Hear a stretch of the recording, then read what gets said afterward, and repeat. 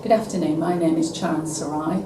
I'm here at First Practice Management with my colleague Jerry Devine, and we're really proud to say that FPM is now supporting the Disability Confident campaign.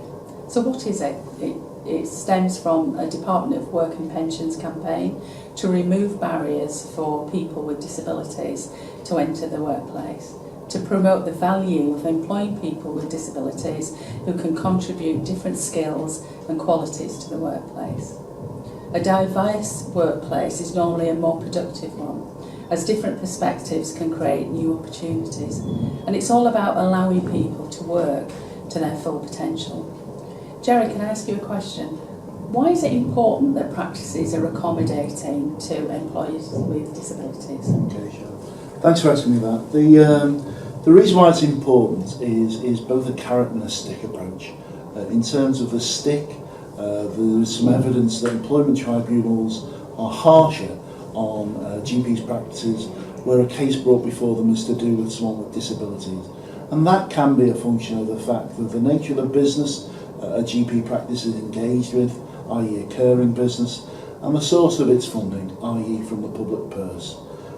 Obviously that's reinforced by legislation. So the Equality Act of 2010 makes it unlawful to discriminate against 9 named criteria or characteristics, and one of those named characteristics is disability. And it also mandates that employers have to make provision for adjustments where such adjustments would enable an employee to make a greater contribution to the business. Employers can also get support from a whole host of funding routes. One of those is the Access to Work organisation, which is a government funded body.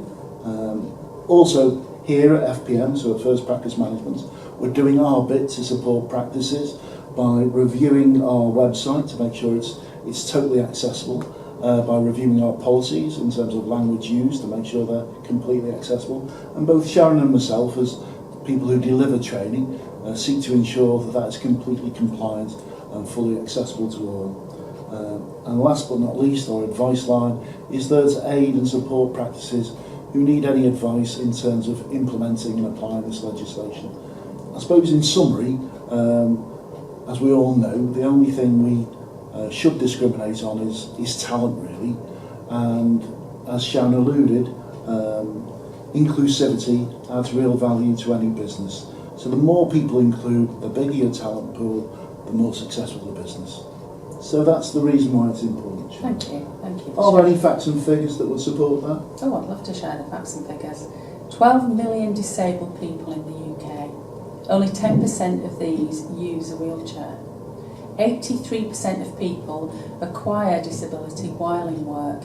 It's easy to support them to stay in employment. The Purple Pound is worth 212 billion per year, the income of people with disabilities. 1 in 4 employees will experience mental health issues. The campaign is working with a 2.5% increase in employment rates. Thank you so much for watching. I hope that at some point you'll be able to let us know what you're going to do with the Disability Confident campaign.